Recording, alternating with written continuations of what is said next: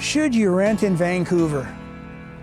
Once upon a time, buying a home in Canada was simply a milestone in the life of the average Canadian. But times have changed.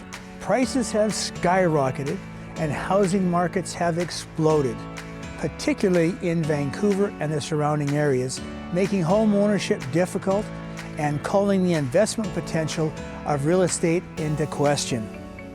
At the same time, the surge of work-from-home situations has made the portability of renting an attractive choice. It's left many Canadians with rent versus buy debate.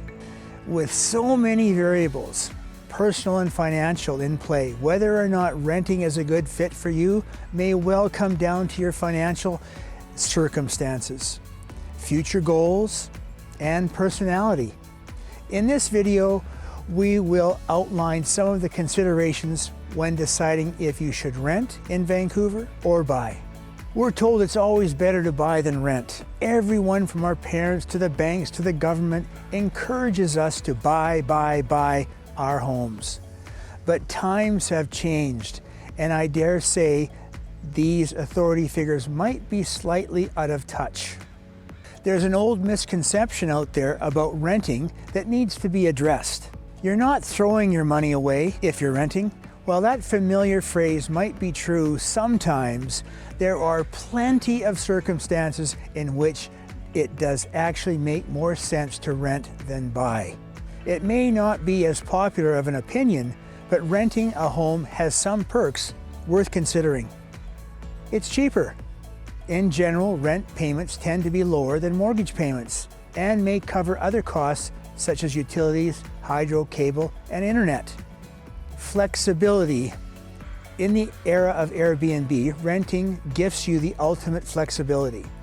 Most leases are 1 year, but it's possible to score an agreement that's month to month. If you've got wanderlust or commitment phobia, renting may work best for you. Particularly in these unstable times, those who may be considering making a change in the next year may want to consider renting over buying. Little or no maintenance. You don't have to shell out a wad of cash whenever the dishwasher breaks or the basement floods. Just call your landlord instead. Financial freedom. As a renter, you'll likely have more free cash to sink into investments and retirement planning.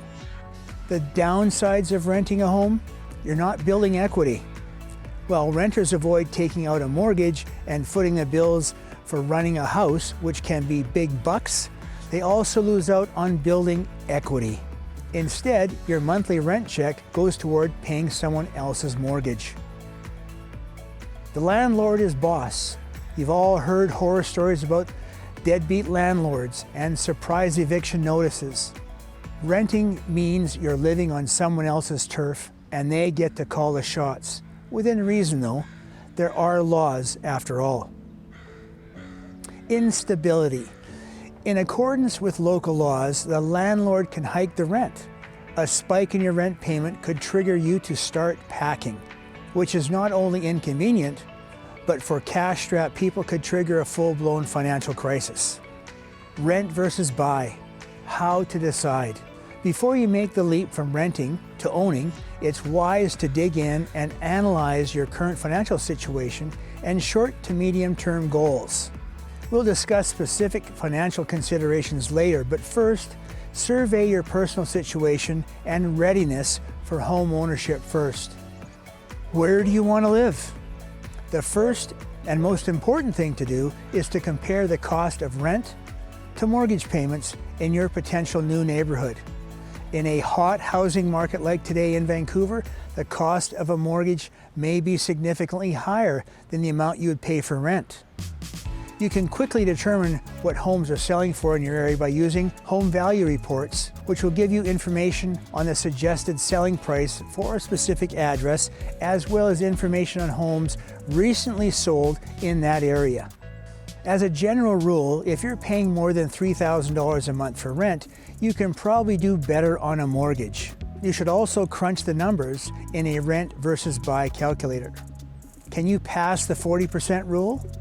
The 40% rule says you should be able to meet your housing costs principal, interest, taxes, and heat, as well as other registered debts such as your car loans, credit cards, which account for no more than 40% of your gross income. Not only is this a handy guideline for your personal planning, but it's also a measure applied by many lenders, which is called a total debt servicing ratio. Relatedly, you should be able to cover monthly costs such as your housing, food, and transportation, known as fixed cost, with 50 to 60% of your net monthly income. How stable is your employment situation? Without stable employment, you'll have trouble convincing a lender to give you a mortgage. But more importantly, you'll run into problems meeting your own obligations. How long do you plan to live in your home?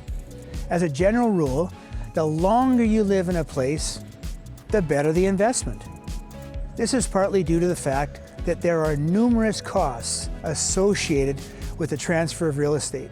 If you're thinking about traveling, going back to school, changing careers, hit pause on your plans for home ownership. Renting is a more affordable option and makes fiscal sense in the short term.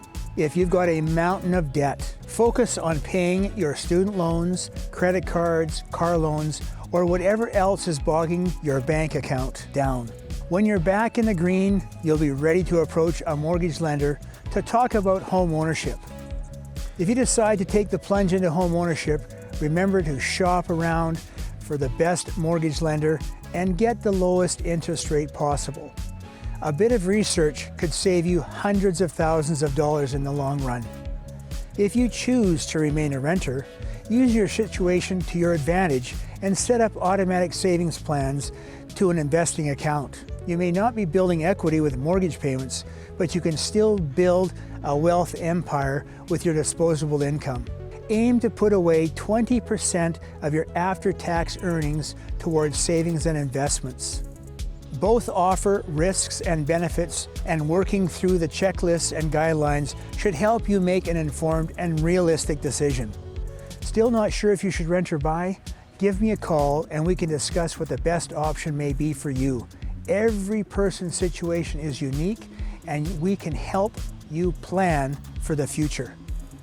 So if you're thinking of buying a home, check out this video here on all of the things you need to know about purchasing a home.